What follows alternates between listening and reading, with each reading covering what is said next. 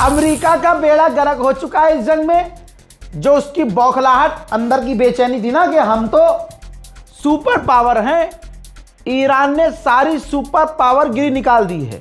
अब दुनिया जो अमेरिका के दबाव में दबी रहती थी, अब वो सब हंस रही है कि ये सुपर पावर, औकात तो ये है इनकी। भाई सबका बदला ले रहा है ईरान। पहले ईरान ने अभी कुछ दिन पहले अमेरिका के टॉप फाइटर जेट F-35 को हिट किया, फिर F-16 को हिट किया, और उसके बाद एक फाइटर जेट और था। अब ये चौथा फाइटर जेट है F-15। ये देखिए आपके सामने, सीधी तस्वीर लगा रहा हूं, सबूत। ये हवा में जो ईरान के उड़ रहा है बमबारी करने के लिए, ये अमेरिका का खतरनाक फाइटर जेट है F-15। भाई इसको भी लॉक किया है ईरान ने, ईरान के डिफेंस सिस्टम ने, और लॉक करने के बाद हिट भी किया है। आखिर के कुछ सेकंड में ये साफ नजर आ रहा है कि ईरान के डिफेंस सिस्टम ने हिट किया है F-15। अब इसके बाद वो F-15 कहाँ गया, किस जगह लैंड किया, वो अल्लाह जाने, रिपोर्ट आएगी तो बता दूंगा।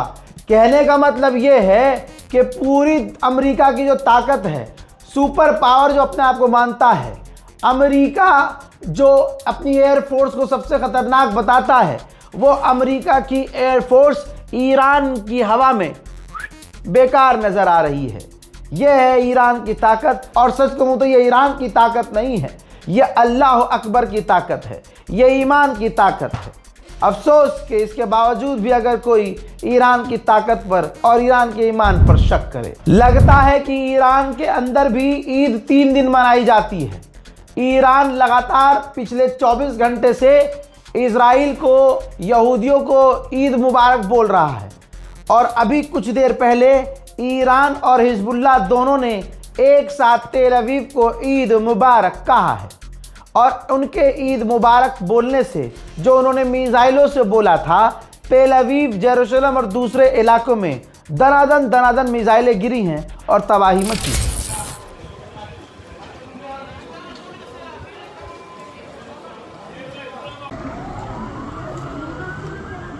וואי וואי, כיבוי אש. באים.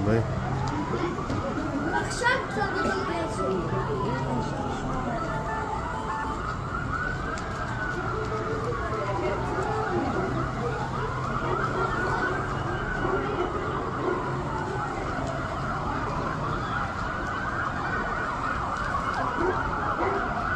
וואי, זה בלגן. אני פה ברחוב נורדאו, בפתח תקווה. יש גם פגיעה. תגידו שלום לנורמה. ממש פה איפה שהתור שלה.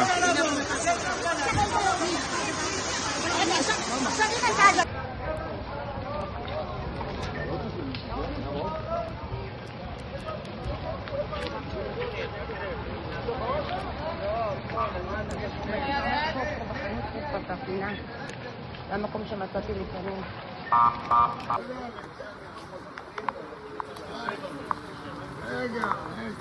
דימו! יואו! על הכביש! חבר'ה, מישהו בבית? אף פעם לא יוצאת. יש מישהו בפנים? אני בא. התקשרת באמבולנס משהו?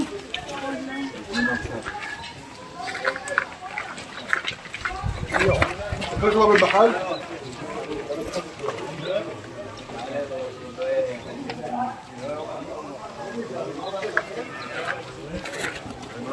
हजरात मोहतरम, बड़े अफसोस के साथ कहना पड़ रहा है, इजराइल के हमले में फादरलैंड के, ये देखिए, एक फादरलैंड के अंधभक्तों के चचा की जो है मौत हो गई है।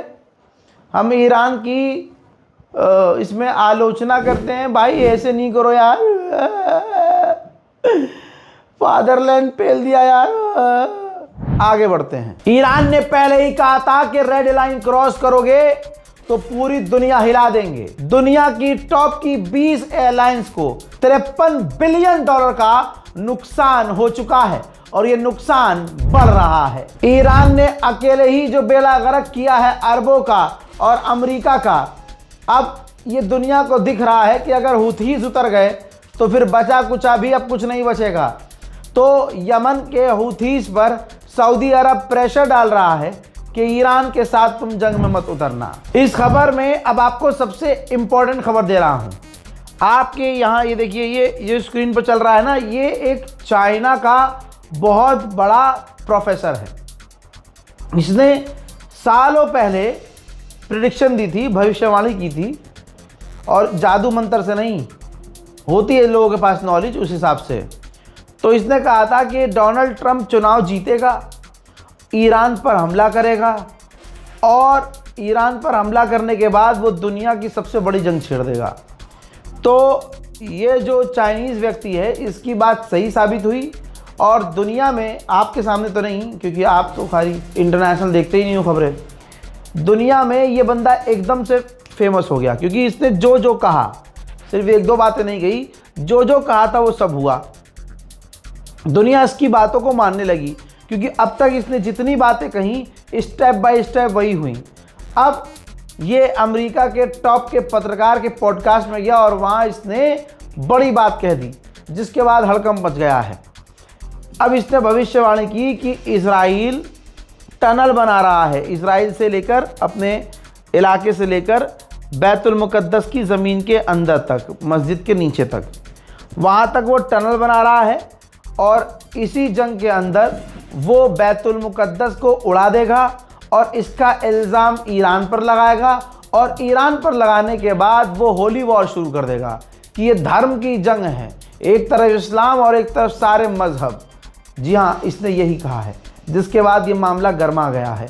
लेकिन इंशाअल्लाह दुनिया देख रही है, शैतान तमाम चीज़ों में फेल हो रहा है, और हमें अल्लाह पर भरोसा है कि ज़रूर इसमें भी ईरान को ही और इस्लाम को ही जीत मिलेगी। हालांकि ये कोई धार्मिक जंग नहीं है, ये इंसानियत और हैवानियत के बीच की जंग है, और इस जंग को दुनिया अच्छे से समझ रही है।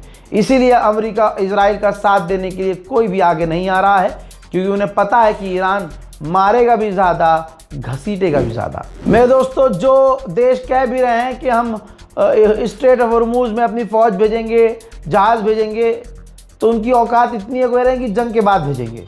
अब जापान ने कहा है कि माइन ढूंढने वाला, समुद्र में बिछी माइन ढूंढने वाला हम जहाज़ भेजने की सोच रहे हैं, लेकिन हम सोच रहे हैं कि जंग के बाद भेजें।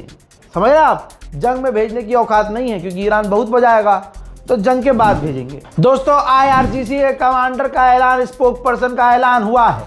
उन्होंने ऐलान किया है कि कुछ पास्ट में, कुछ हफ्ते में हमने इजराइल के एयर डिफेंस सिस्टम की कमज़ोरी हासिल की, पता की, हमने इंफॉर्मेशन हासिल की, और आज बताते हुए खुशी हो रही है कि आज इजराइल का आसमान हमारे पूरे तरह से कंट्रोल में है। हम जब चाहे, जो चाहे, जैसा चाहे इजराइल में कर सकते हैं। मेरे दोस्तों, तेल अवीव और इजराइल का हाल बहुत बुरा है, बहुत ज़्यादा बुरा है। इस रिपोर्ट को शेयर कीजिएगा, ईद मुबारक कहिएगा इस वीडियो को शेयर करके लोगों को कि भैया ईद मुबारक। कमाल की बात यह है कि भारत के अंदर जो जहर उगलने वाले और खामनाई का मजाक उड़ाने वाले थे, वो लंगड़ा डॉक्टर, वो उत्तर प्रदेश में यूपी पुलिस से पिटा है। वो आप देख रहे होंगे, बवाल भारत में अलग ही चल रहा है, ठीक है। वो वहाँ पिटा है, अंधभक्तों का बाप वहाँ पिटा है, फादरलैंड उधर लग पिट रहा है, बेटा लैंड यहाँ पिट रहा है, सारे लंगड़े पीटे जा रहे हैं। इसीलिए कहते हैं कि अपने मुल्क के साथ खड़े हो और उसके साथ खड़े हो जो तुम्हारे मुल्क के लिए अच्छा हो। इस रिपोर्ट को शेयर कीजिए। जय हिंद।